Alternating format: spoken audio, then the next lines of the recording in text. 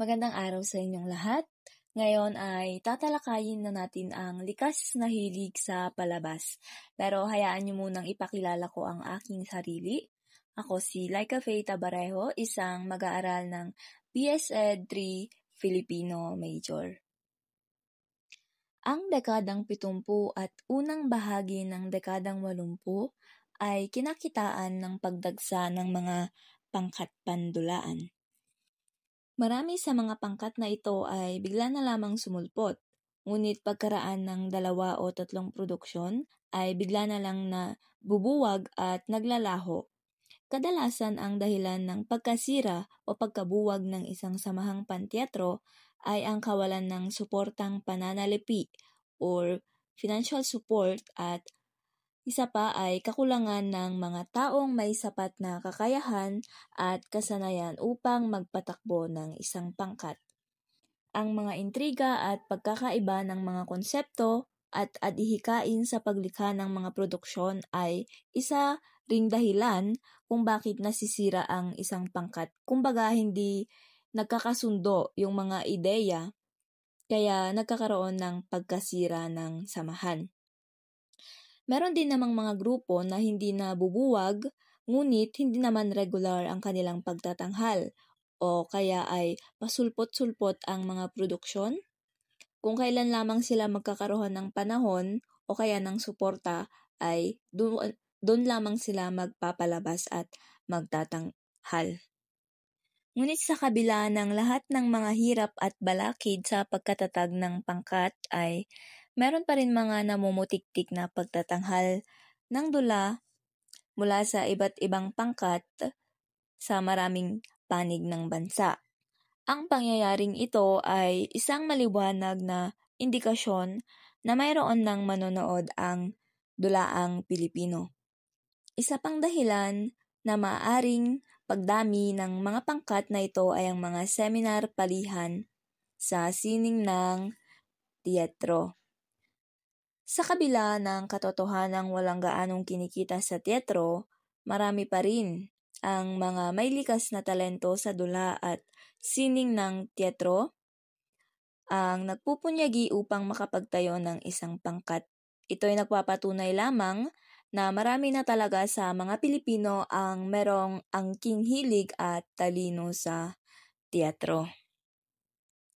Sinasabing ang pangunahing motibasyon ng mga artista, direktor at mga manggagawa sa teatro ay ang udyok ng damdaming magamit at maipakita ang kanilang malikhaing ekspresyon o kaya ay magkaroon ng kaganapan ang kanilang mga malikhaing damdamin. Sinasabing ang mga malikhaing ekspresyong ito ay likas na sa maraming mga Pilipino o kaya ay natural na ito sa ating mga Pilipino at nangangailangan ng kagamitan nang sa ganon ay maging makulay, makahulugan at makabuluhan ang kanilang pamumuhay. Ang dulaan din ay ituturing na isang sining at naging kasangkapan ito upang magkaroon ng katuparan at kasiyahan ang likas na hilig na magpalabas. Dumako na tayo sa unang samahan, ang Teatro Kabataan. Ang layunin ng samahang ito ay linangin ang mga kabataang Pilipino sa sining ng teatro. Nabuo ang samahang ito dahil sa pagsusumikap ni Lenny Alindada. Kasama niya rito sina Tom Adrales, Ogie Alvarez, Edwin Duero, Manolito Go at Alex Magnaye. Naging pambukas na produksyon ang Creation na ipinalabas noong Marso 27 hanggang 28. Ang Creation ay isang kontemporaryong dula na sinaniban ng mga awitin, sayaw at tula. At ang mga nagsiganap naman dito ay ang mga mag-aaral ng Cabrini School. Kasabay rin na naipalabas ang akda ni Johan Angeles na may pamagat na Nasaan ang Arinola Ko? At ang dalawang dula ay nagsilbing pangwakas na gawain ng Cabrini School para sa panuruang 1975 hanggang 1976. Maraming mga naipalabas dito sa samahang ito at talagang tinangkilik. Si Lenny Alindada ay nag-anyaya rin ng mga kilalang personalidad sa larangan ng drama at teatro upang mapaunlad pa ang kakayahan ng mga miyembro ng grupo. Kabilang din sa mga batikang mandudula na inimbita ay sina Adul De Leon at Johnny Gamboa. Simula noon ay lalong nakilala at umunlad ang samahan ng TK at naging artistic director ng pangkat si Adul, samantalang si Johnny naman ay naging technical director. Naging mithiin din po ng Teatro Kabataan na makapag-ipon ng mga script upang makabuo ng aklatan at makatulong sa sinumang grupong magnanais magkamit ng script para sa pagtatanghal ng dulang Pilipino. Dahil dito ay bumuo sila ng 3 komite upang mabigyang kahalagahan ang mga script na sinusulat na sa wikang Filipino. At mahikayat din ang mga dumalo sa playwriting workshop na magsulat ng mga orihinal na dulang Pilipino. Ang mga ito, ang parte sa playwriting workshop na ay una, ang Script Anthology Committee, pangalawa, ang Script Revision and Adaptation Committee, at ang pangatlo ay Playwriting Committee. At sa pagsapit na ng taong 1979, hindi na naging maganda ang takbo ng mga gawain sa Teatro Kabataan dahil sa pagkakawatak-watak ng mga namumuno nito. Ang dagli ang paglaho nito sa sirkulo ng teatro ay labis naman na ikinalungkot ng maraming mga taong may damdaming pakasining.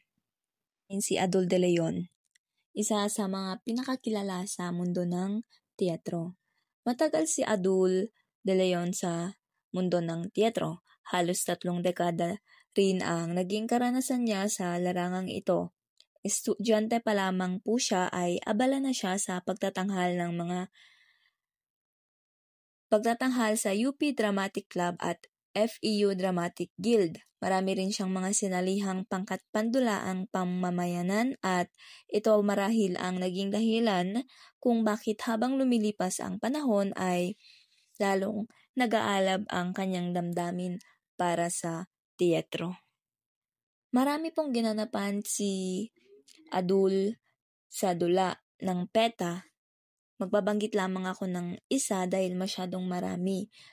Una dito ay ang The Swamp Dwellers at marami pang iba. Si Adul De Leon ay kasama rin po sa pagkabuo ng Teatro Kabataan. Siya ay haligi ng tagumpay sa pagkatatag ng kalinangan ng lahi sa Cubao. Kasama rin po siya sa teaching staff ng CCP Bulwagang Gantimpala. Aktibo rin siya sa pagtuturo ng sining ng dulaan sa De La Salle University. Bukod pa sa mga nabanggit ay matagumpay rin siya na direktor ng tanghalan at miyembro rin po siya ng kalipunan ng mga talento sa nilabasan niyang CCP Bulwagang Gantimpala. Marami rin po siyang mga gawad parangal dahil sa kahusayan niya sa pag-arte. Dumako naman po tayo kay Johnny Gamboa.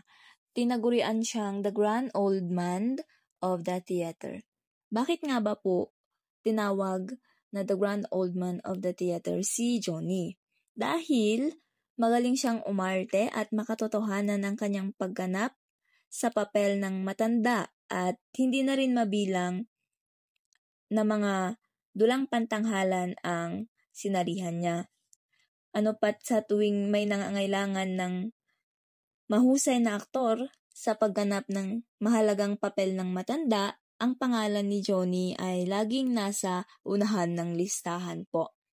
Siya ay aktibong miyembro ng UP Drama Club noong 1957 at nahalal pa siya bilang pangulo ng samahan. Marami rin siyang naging karanasan bilang katulong sa mga gawain sa likod ng tanghalan at naging tagapamahala siya ng tanghalan ng Dance Theater Philippines. Bukod sa pagiging taga-ilaw, tagagawa ng tunog at taga-disenyo ng set ng nasabing samahan. Si Johnny Gamboa ay sumayaw rin sa ballet na MIRINISA na itinanghal din sa CCP. Itinuturing din siyang isa sa mga pangunahing mime artist ng bansa. Dahil sa napakaraming seminar palihan sa dula na nagtampok sa kanya bilang isang mahusay na guro, ang paksang mima ang palagi niyang hinahawakan kaya siya tinaguri ang mime artist. Naging instrumento rin si Johnny sa pagbuo at pagtatayo ng maraming samahang panteatro tulad ng Starving Artist na kanyang itinatag noong 1963. Ilan sa mga kilalang ginampanan ni Johnny ay ang Murder in the Cathedral, Oedipus Rex, Mrs. Warren's Profession at Hot November. Marami pa po siyang mga ginanapan ngunit hindi ko nababanggitin. Si Johnny Gamboa ay patuloy na nagsasanay upang lalong mapahusay ang kanyang sarili sa larangan ng sining na kanyang kinawiwilihan. Kahit sa kanyang pag-iisa ay hindi niya nalilimutan ang disiplinang kailangan sa teatro. So, isa rin siya sa mga pinakakilala at batikan sa larangan ng teatro. Ang susunod na samahan ay Kakanti Theater Ensemble.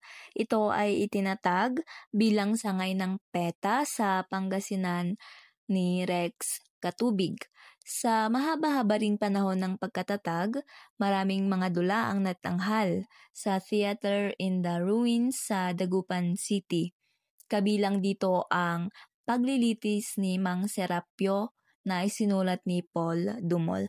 Marami pa actually yung mga ipinalabas dito pero hindi ko na isinali.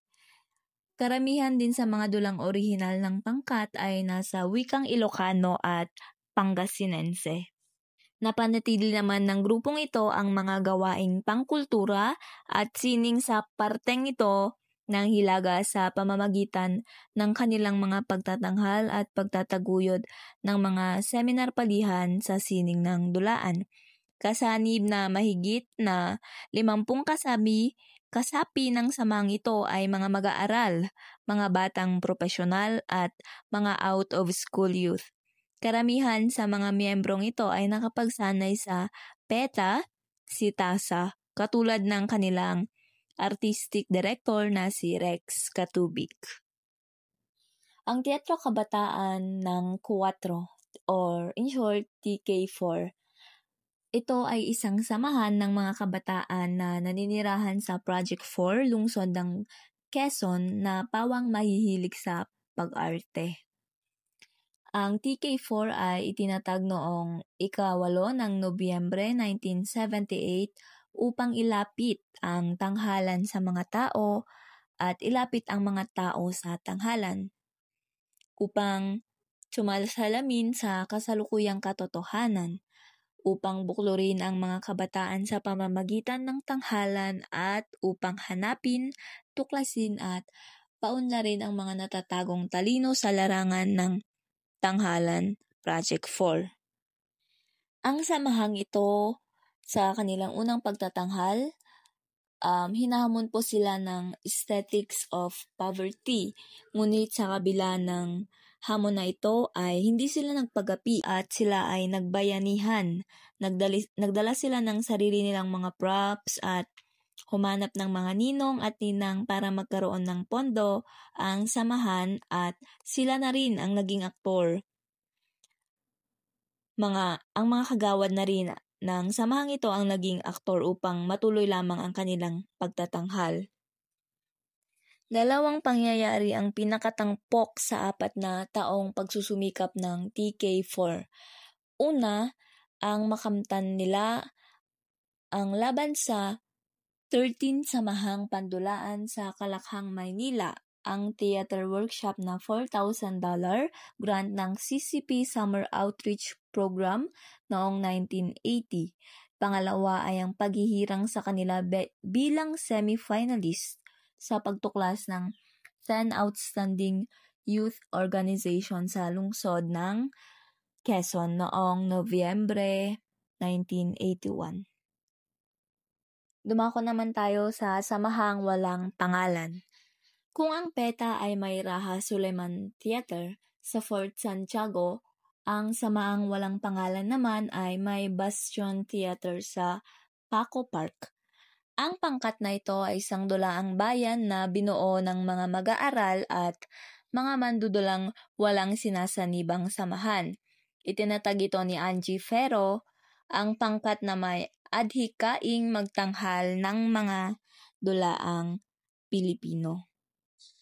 Ang Samahang Walang Pangalan ay nagpalapas din sa Heritage Arts Center sa Cubao. Ang mga dula ng samahan ay may mga paksang makabuluhan at makahulugan upang mapataas ang antas ng edukasyon ng mga manonood. Kabilang sa mga produksyon na itinanghal ng grupong ito ay ang Aklat Panahon, Hindi Kami Iba, Magkano Ka, 8 Oras, Isang Araw, Sobresaltos, at pagsasaludula ng ilang isinulat ni na Dr. Jose Rizal at Amado V. Hernandez. Dumako naman tayo kay Angie Ferro. Si Angie Ferro ay itinuturing na isa sa mga batikang aktres sa tanghalan, telebisyon at pelikula. Ang kakayahan at kasanayan niya sa teatro ay lalong nahubog nang siya ay sumanib sa Samahang PETA. Dito, pinatunayan ni Angie Ferro ang kanyang pagganap sa mga dulang One Swallow in a Summer noong 1968, Salambao noong 1969, The Good Woman of Setzuan 1970, The Labyrinth 1970, Ang Tao noong 1970 hanggang 1971, Bethlehem noong 1971, Ang Halimaw, Ang Timbangan ay Tagilid noong 1971 at Ay Daw noong 1972 naman. Sa Metropolitan Theater, lumabas si Angie sa palabas na Ang Palabas Bukas at Juan Tamad meets Paltos V. Naging palagiang artista rin siya sa Teatro Pilipino. Isa na sa mga produksyon dito ay ang Paano Man ang Ibig. Bukod sa PETA, Teatro Pilipino at Gantimpala, lumabas na rin si Angie Ferro sa mga produksyon ng dulaang UP. Si Angie ay lumalabas din sa pelikula at kadalasan ay sa pamamahala ni Celso Castillo. Dalawa sa mga pelikulang nagtampok sa kanya ay ang Pagputi ng Uwak at ang Atsay. At kung tatanungin naman si Angie Ferro bilang isang direktor, pinamahalaan niya ang produksyong Ang Mapait na Asukal noong 1971 na isinulat ni Dory Robles noong kasalukuyang aktibo pa siya sa PETA. At karamihan ng mga dula ng Samahang Walang Pangalan ay idinirhe ni Angie Ferro. Ang Sining Silanganan. Ito ay naglalayong itaas ang antas at pasiglahin ang sining at kultura ng bansa, lalo na ang dulang Pilipino. 70 ang tinatayang aktibong miyembro ng Sining Silanganan, kasama na rito ang nagsisiganap at ang mga kasapi sa produksyon. Sina Anakleta, Encarnacion at Rustica Carpio ang artistic at producing directors. Ang pagkakaibigan ni na Anakleta at Rustica ay namulaklak at sa kanilang mga dulang pinagsamahan mula pa noong mga unang bahagi ng dekadang 50 ay namunga at magkatuwang nilang itinatag ang Sining Silanganan noong Hulyo 1973. At dahil dito, hindi na katakatakang magkaroon ng dakilang layunin ang grupong binuo ng magkaibigang ito. At dahil nga layunin ng samahang ito na itaas at pasiglahin ang sining at kultura sa bansa lalo na sa dulang Pilipino, isinagawa nila ito sa pamamagitan ng paggabay at pagtuturo sa mga miyembro ng grupo sa mga kaalamang pantanghalan at sa pagtatanghal ng mga dulang sumasalamin sa tunay na kulay, buhay at kaluluwang Pilipino. Ang mga pangunahing miyembro ng samahang ito ay sina Cesar Encarnacion, Florencia Tibayan at Anne-Marie Santa Ana, na sila namang stage manager, PRO at technical director. Itinanghal na ng samahang ito ang mauulap ang aking daigdig na isinalin sa Pilipino mula sa The House of God is a Washer Woman ni Alicia Bukay. Sino ba kayo mula sa Waltang Abaca? Magandang umaga po mula sa Manana del Sol. Nag-iisa sa Karimlan mula sa Solo Entre las Sombras. Sumalangit nawa mula sa The Dear Departed at Bungkos, isang trilohiya ng iisang yugtong tula. So, sa samahang ito, marami ring mga naipalabas na produksyon at dahil itong lahat sa pagkakaibigan ni na Anakleta at Rustica. Ang Teatro Samahan ay itinatag ni na Lou Veloso, Danny Lopez at Aurora Yumul noong Hunyo 1981. Tinagurian itong Teatro Samahan dahil ang mga miyembro ay nagbuhat sa iba't ibang grupong pantanghalan. Mabilis lamang po ang pagsulong ng samahang ito sapagkat may ilang buwan pa lamang silang naitatag ay nakapagtanghal kaagad sila sa bulwagang gantimpala ng Cultural Center of the Philippines.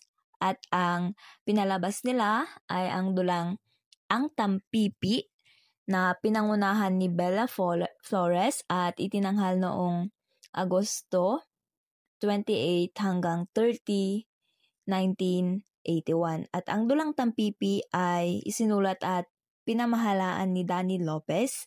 Ang produksyong ito ng samahan ay nagbigay daan upang makilala at maipakita ang talino ng mga miyembro sa larangan ng sining at tanghalan.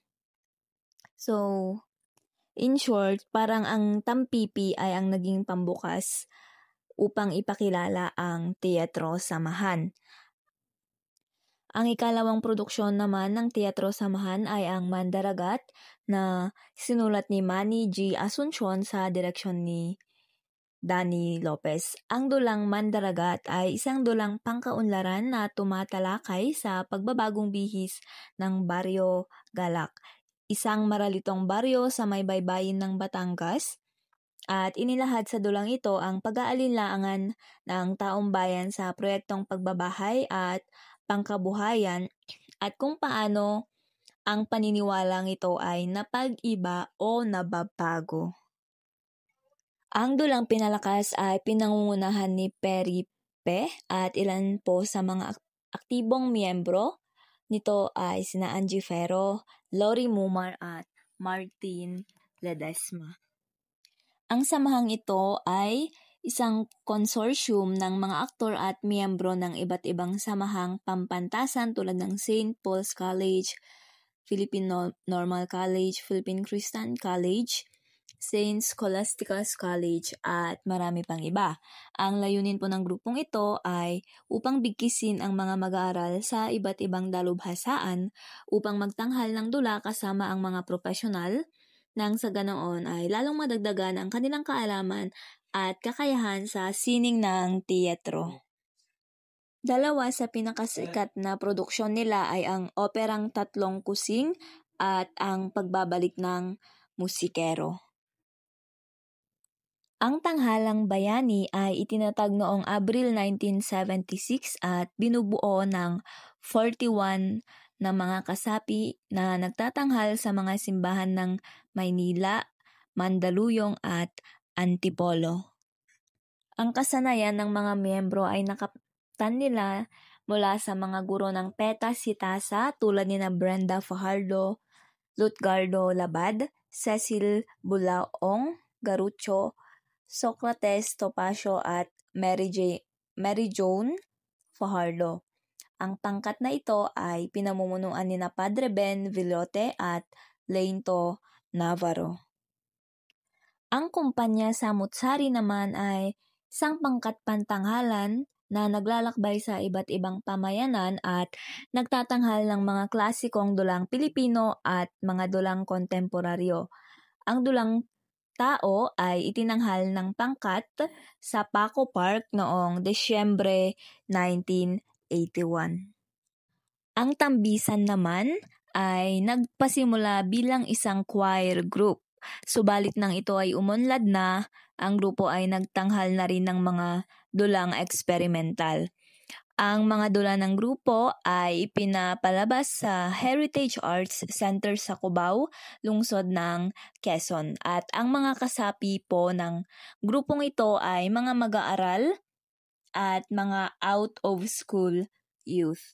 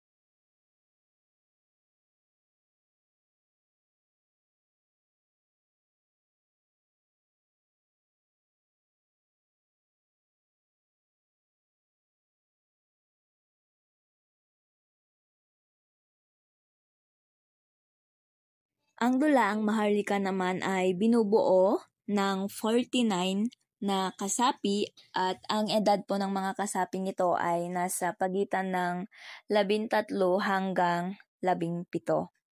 Ang mga kabataang ito o ang mga miyembro ng dulaang ito ay pawang taga Las Piñas, Rizal.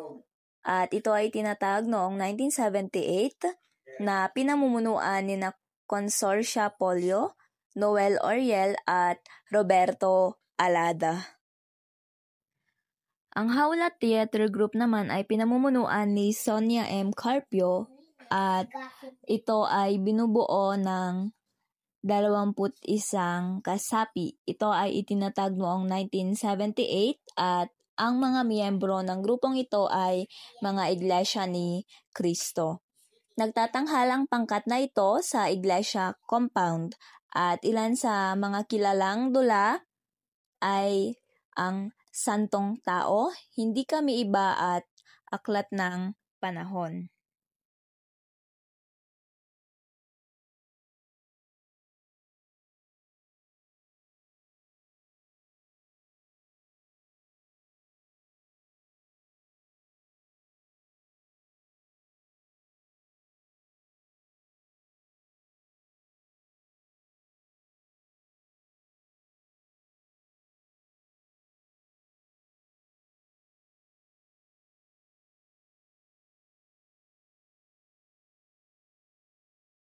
Ang Teatro Kalburo naman ay produkto ng Arena Theater at si Juanito Rigonan ay may estudyo sa Pamilihang Bayan ng Santa Mesa. Dito itinatag ang Teatro Kalburo na nagtanghal ng mga dulang Tuso Man ang Matching, Pamanhikan, Pasyon at New Yorker in Tondo. Ang AKAP o Dulaang Kabataang Pilipino ay pinamumunuan ni Ronald Constantino Juan at ang pangkat na ito ay nagtatanghal ng mga orihinal na dulang Pilipino at mga adaptasyon sa Pilipino ng mga dula sa wikang Ingles. Ang top productions o 10 outstanding performers ay pinamumunuan naman ni Julie Borromeo at ito ay itinatag noong 1981.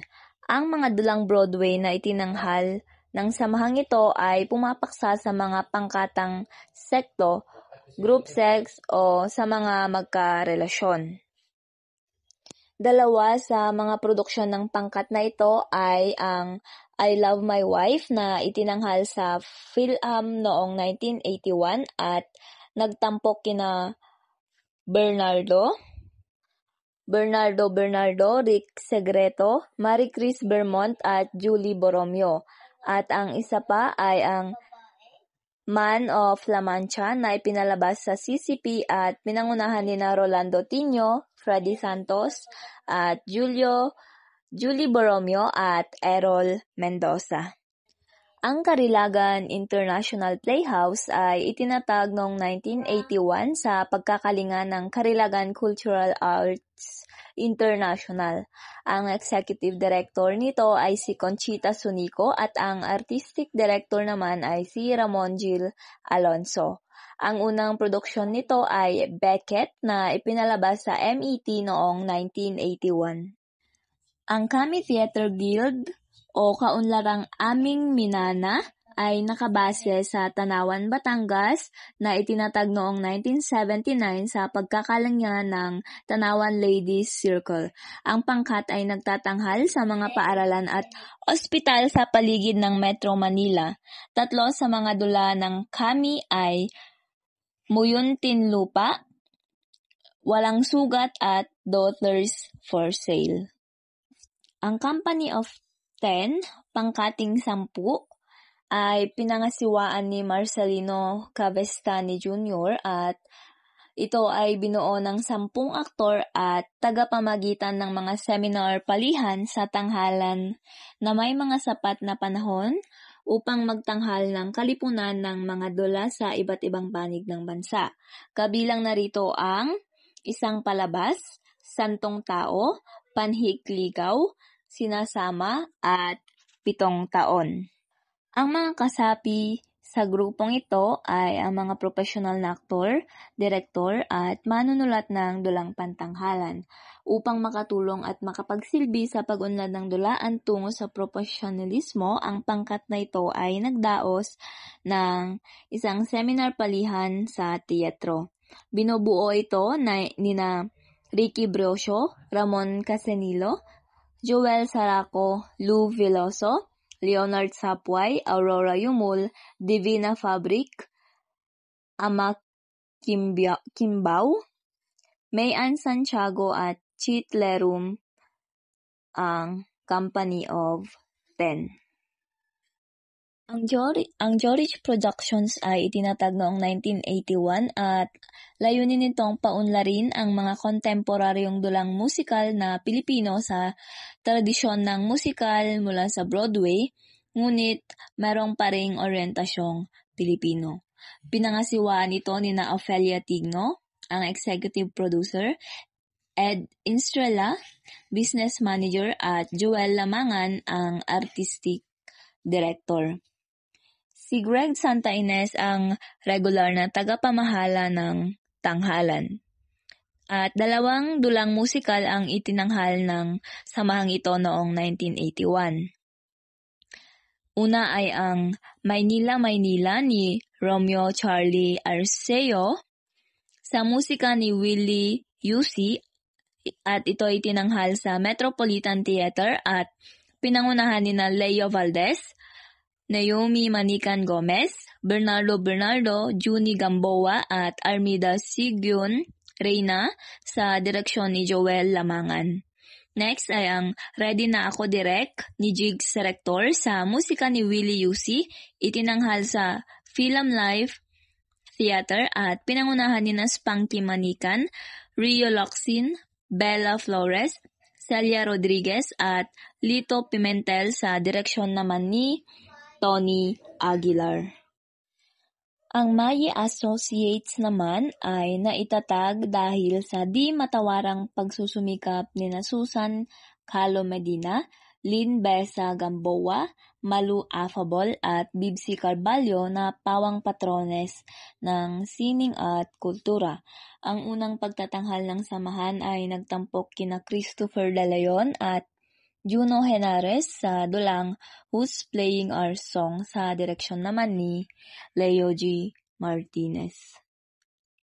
Bukod sa sining na biswal, marubdob din ang pagnanasa ng tagapagtatag ng lumunsad sa mga produksyong pantanghalan.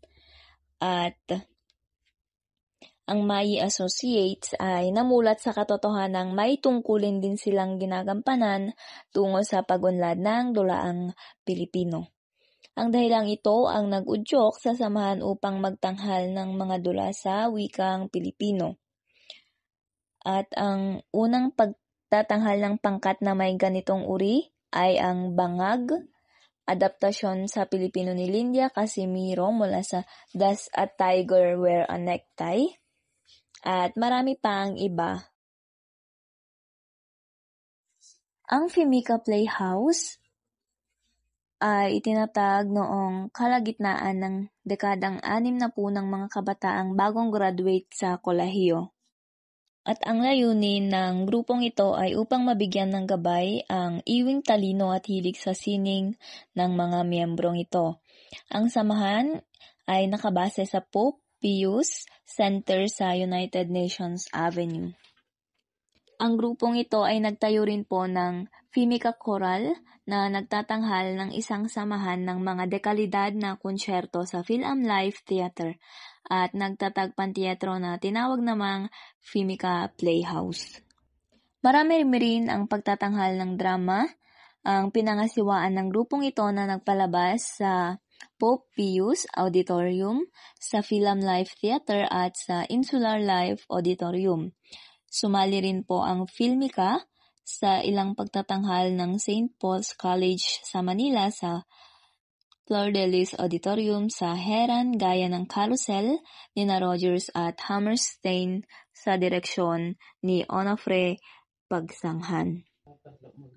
Naging aktibong miyembro ng grupo sina David Santos, Reynaldo Tanedo, Romeo Butch Gonzales, Estelita Huco, Frank Rivera, Abraham Rivera, Francis Puno, Rene Rosso, Tessie Dumual, Julma Hausian, Eddie De Vera, Emma Barbosia, Ben Tapang, Bernie Lopez, Ping Valencia, Johnny Magdaraog, Pascual Tangtengco, Neddy Gavino at Jimmy Resurrection.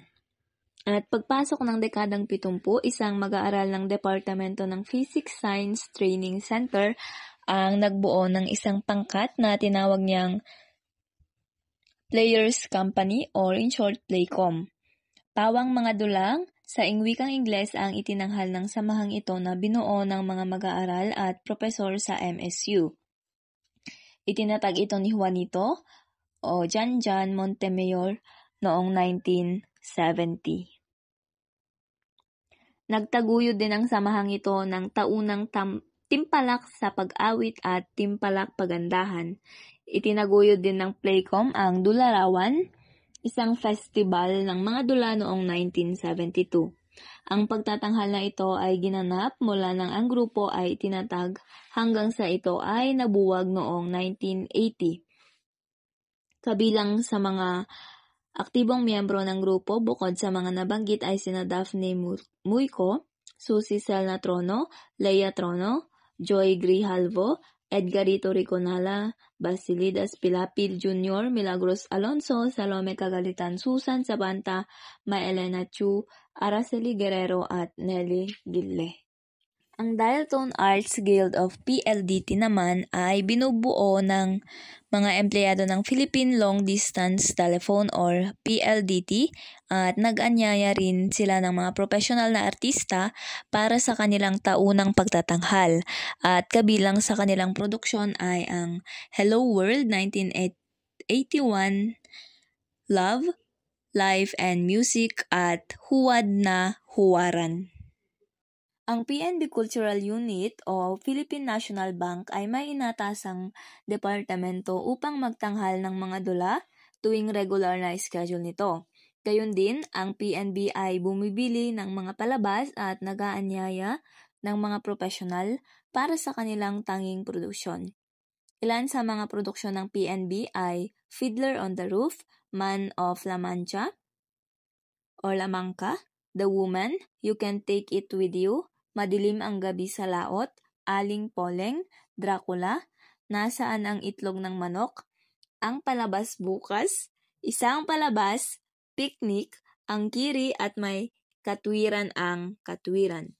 Ang cultural officer ng pangkat ay si Lulu Arrieta, samantalang si Dr. Antonio Mabesa naman ang consultant ng nasabing grupo. Ang Theater Arts Philippines naman ay pinamunuan ni na Mark Anthony Villaraccio at Ray Ventura at ang pangkat na ito ay nagtatanghal ng iba't ibang uri ng dula.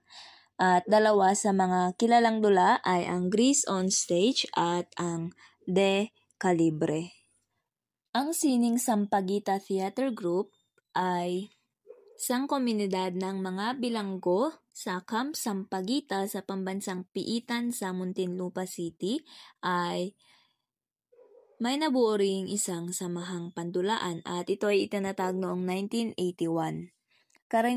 Karaniwang mga awit Kristiyano ang bumubuo sa kanilang programang manakanaka nilang ipinalalabas sa kanilang mga bisita kung araw ng dalaw at sa kanilang kapwa bilanggo kung sila ay may pagtitipon-tipon.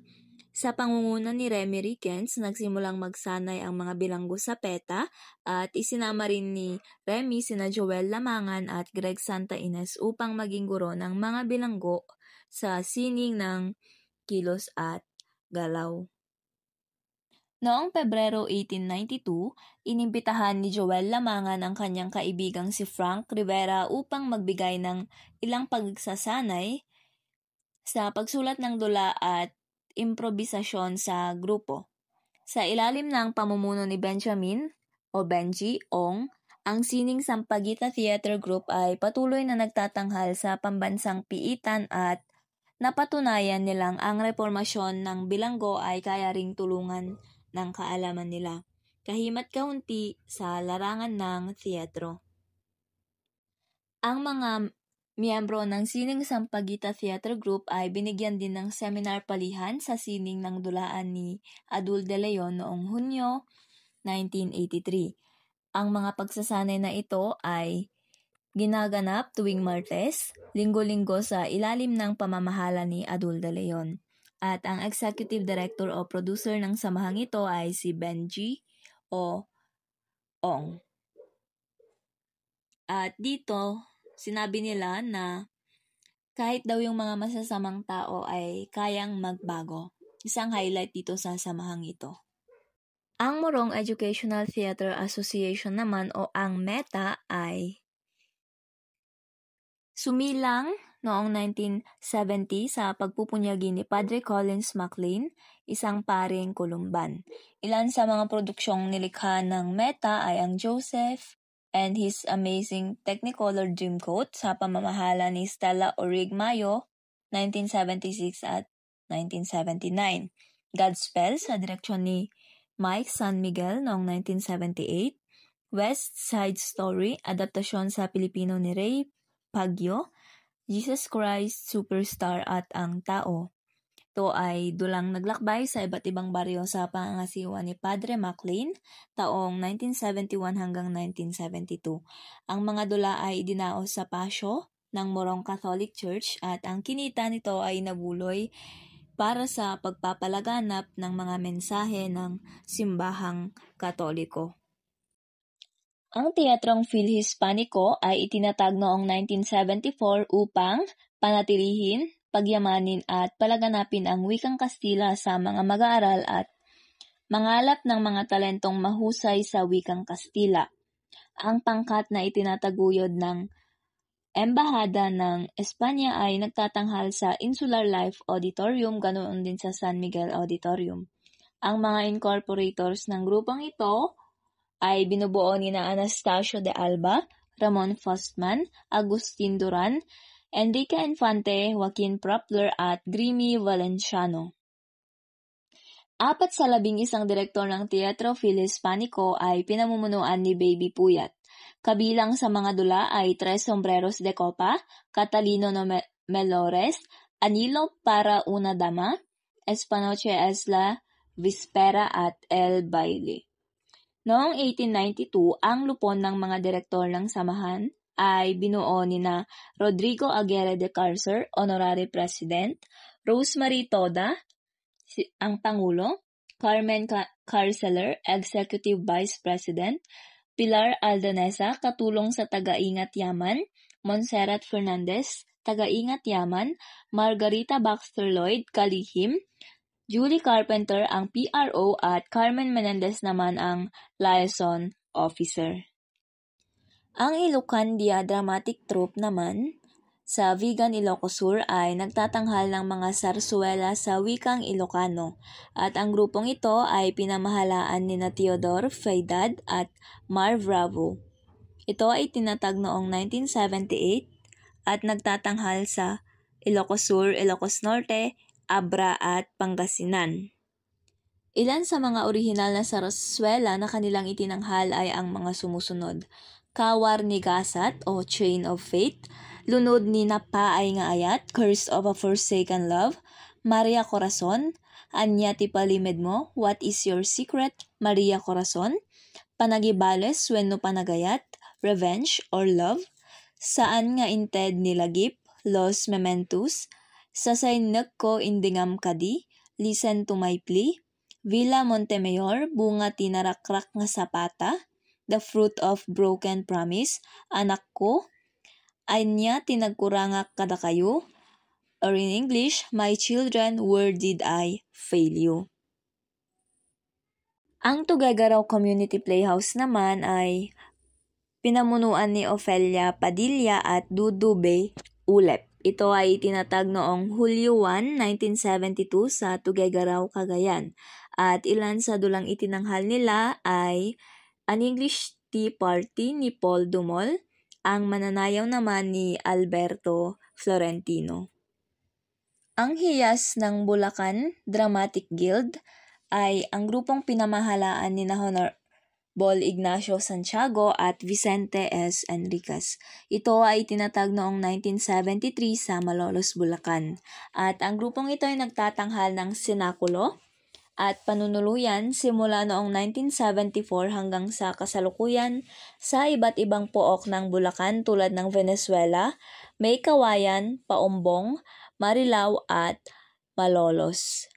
Malolos ay tinatag sa Malolos, Bulacan noong 1976 at ilan sa mga palabas nila ay ang mga sumusunod. Baluktot na Katwiran, Lagablab 1896, ito ay isang dulang pangkasaysayan. Vida, ito ay tungkol sa mga sakit ng lipunan. Pagdakip, isang pasyon. Mansanas, tungkol sa epekto ng kahirapan.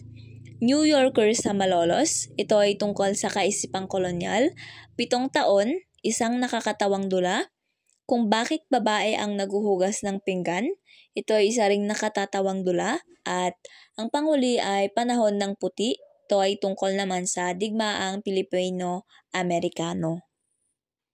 Ang Kasapi Arte Cavite naman ay itinatag noong 1972 at pinamunuan ni Juanito Rigonan. Ang Pantanghalang Sining ng Laguna o Pasilag ay itinatag noong Hulyo 7, 1979 at nagpulong ang mga kagawad ng panlalawigan lupon sa kultura at mga pambayanang lupon sa Laguna. Napagpasyahan sa pulong na yaon na suriin ang kalagayan ng kultura, partikular ang dula at sa mga bayang may kinatawan doon. Magmula Hulyo hanggang Setyembre, nagdaos ng mga panimulang pagsusuri sa mga bayan at pinulong ang mga pambayang lupon sa kultura at inalam ng mga grupong pangkultura at kung mayroon man, pati ng mga tradisyong pangkultura. Inilihan din nila ang mga suliranin sa pagkilos. Pagdating ng Setyembre 29, 1979, nagpulong silang muli at pinag-usapan sa pangkat ng mga mag-aaral at kawani na dapat may kakayahan sa pantanghalang sining at konektado sa Universidad ng Pilipinas sa Los Baños at ito ay pinangunahan ni Ginang Felicidad S. San Luis. Sa pulong na nabanggit, inilahad ang pagsusuri.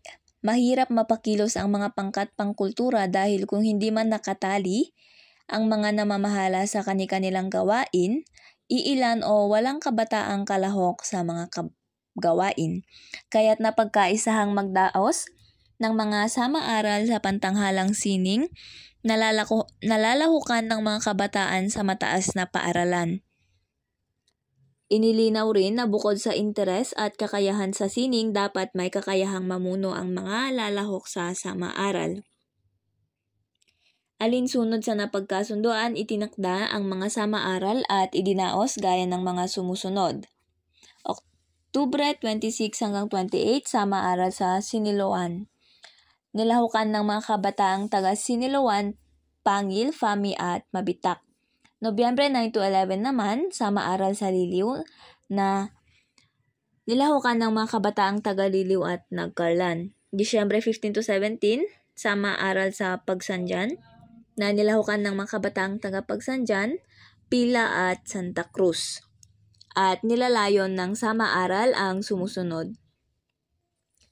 Magkaisa sa pananaw ukol sa kulturang Pilipino, linangin ang kakayahan ng mga kalahok sa pantanghalang sining, buuin ang isang samahan sa pantanghalang sining, at ilan sa mga produksyon na nilikha ng Pasilag, una, Ibon Man May Layang Lumipad, pangalawa, Sinakulong Pilipino, pangatlo, Alab ng Dibdib, Siklab ng Awit, pang-apat, Samut-saring Pasiklab ng Pasilag, panglima, Lumahok ang Pukaw, at marami pang iba. Bukod sa mga malakihang pagtatanghal na nabanggit sa itaas, ang iba't ibang sangay ng Pasilag ay nagtatanghal ng mga maliitang palabas sa kani-kanilang bayan. Kadalasan ay sa paaralan. Naimbitahan din ito ang magpalabas sa iba't ibang okasyon ng mga pangkat tulad ng Rural Improvement Club ng Laguna, ginanap sa Tropical Resort Pagsanjan noong Disyembre 16, 1982. Philippine Christian Youth Movement, Samahang Kababaihan ng Laguna, Parangal sa Dakilang Ina ng Laguna at mga nakatatandang kapatid sa Samahan Santa Cruz noong Disyembre 18, 1982. Lupon sa kultura ng Liliw ay pinamahalaan naman ni Rafael Aquino, Ben Dimagiba sa Liliw, Laguna at ilan sa mga itinanghal nila ay higit sa ginto, nag-aral si Virginia sa Manila. Ang lupon sa kultura ng Pakil naman ay pinamahalaan ni Marcos Ferrer, Pangulo ng Parish Council of the Leyte sa Pakil, Laguna at karamihan ng mga itinanghal nila ay mga Moro-Moro at Sorzuela. Ilan sa mga Moro-Morong itinanghal nila ay ang Florfina, Fordinante, Bagong Atamante, Alicia, Jekturno, Amazona, Mentor, Rodena, Prinsipe Ludinante, Tatlong Prinsipe, Habagat at Lakambini, kasaysayan ng Pakil. At ilan sa mga sarsuela na ipinalabas naman ay ang Nahinog na Pilit, Nabaling Tungkod, Labis Magmahal, Bayad na Ulila, Tatlong Pilas na Larawan. Ang Kabuyaw Dramatika naman ay pinamahalaan ni na Jose, Pepe Lobranda, Jeremias Adia, at Anong Revilla sa Kabuyaw, Laguna. Ilan sa mga itinanghal nilang dula ay Alamat ng Kampanang Ginto at Sakdalista. At ang huli ay tungkol sa pananakop ng mga Hapon sa Pilipinas. Ang lupon sa kultura ng Mabitak naman ay pinamahalaan ni na Antonio Mendoza, Godofredo Poblete, Hector Bacalzo, at Antonio Padilla sa Mabitak, Laguna. Nakapagtanghal sila ng dulang Bulaklak, Maynila at Paru-Parong Bukid. Ang Pagsanjan Dramatic Guild ay pinangasiwaan ni na Jacinta Quimjoco at Saturnino Aquino sa Pagsanjan, Laguna. Itinanghal nila ang Parusa ng Kadiliman. Ito ay isang uri ng sarsuela. Ang Pangilians Club naman ay itinatag sa Majayjay, Laguna na pinamunuan ni Alfredo Opinion. Itinanghal nila ang Nagbalik na Gunita. Ang teatro o Theater Education and Arts Training Organization ay layuning magamit ang teatro sa pakikipagtalastasan sa mga manonood at magbigay ng kasiyahan, lalo na sa ikatataas ng antas ng edukasyon ng mga mamamayan. At sa pamamagitan ng pagtataguyod ng iba't ibang seminar palihan na may kinalaman sa drama at sining ng teatro, inaasahan na ang mga miyembro dito ay mapaunlad ang kanilang kakayahan sa larangan ng pag-arte at pangangasiwa ng tanghalan. Ang grupong ito ay sumibol taong 1979 at dahil sa tagumpay na nakamtan nito, inaasahang mag-iibayo ang kanilang pagsisikap sa mga susunod na mga taon. Ang teatro ay naitatag dahil sa pagsusumikap ni Denise Estrada, Bian Fernandez, Nestor Harfilla, Orlando Magno at Becky Salera. Ilan sa mga bagong miyembro naman ay sina Lino Abus, Homer Bana, Alex Uypuangco, JV Villasin, Denise Sanchez, Noel Maninang, at Emilio Boy Nicolasin Jr. Itinanghal ng grupong ito ang mga sumusunod na dula.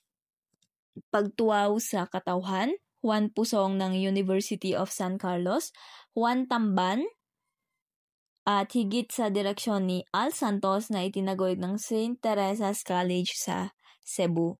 Zacarias Tartanilla sa direksyon ni Dennis Estrada at Becky Salera. Juan Pusong meets Paltos V sa direksyon ni Nestor Harfilla. Sa taong 1981, itinanghal ng teatro ang panununurian sa pagtataguyod ng Cebu Central College, antagan sa pagtatangkilik ni USC at Joe Hill na itinatanghal ng libre para sa pamayanan ng Cebu. Sumibol ang grupong ito taong 1979 at dahil sa tagumpay na nakamtan nito, inaasahang mag-iibayo ang kanilang pagsisikap sa sumusunod na mga taon. Ang Cebu FB Roving Zarzuela naman ay sa ilalim ng pamamahala ng National Media Production Center sa Cebu sa pamumuno ni Nieves de la Serna. Ito itinatag noong 1975, ang grupong ito ay nagtatanghal ng mga zarzuela. At isang dula nila na pinangangasiwa ng Popcom ay Ugma Mosubang Pahigihapon ang Adlaw. At ang pinakahuli naman ay ang CBIA o Central Visayas Integrated Arts Association. Ito ay sa ilalim ng Ministry of Public Information at pinamamahalaan ni Roger Raji Palangka at ilan sa mga itinanghal nila ay ang Mamumuo, pangalawa ay ang Caridad at Say, pangatlo ay ang Kasugiran sa Linaw Lanao. Ayan, so dito na nagtatapos ang ating talakayan at nawa ay marami kayong natutunan tungkol sa hilig sa palabas. At dito marami tayong mga napag-alamang mga grupo kung saan merong mga iba't ibang itinanghal at talaga namang nakakitaan ang mga Pilipino ng mga talento pagdating sa sining ng teatro. Muli ako po si Laika Faye Tabarejo at maraming salamat sa inyong pakikinig.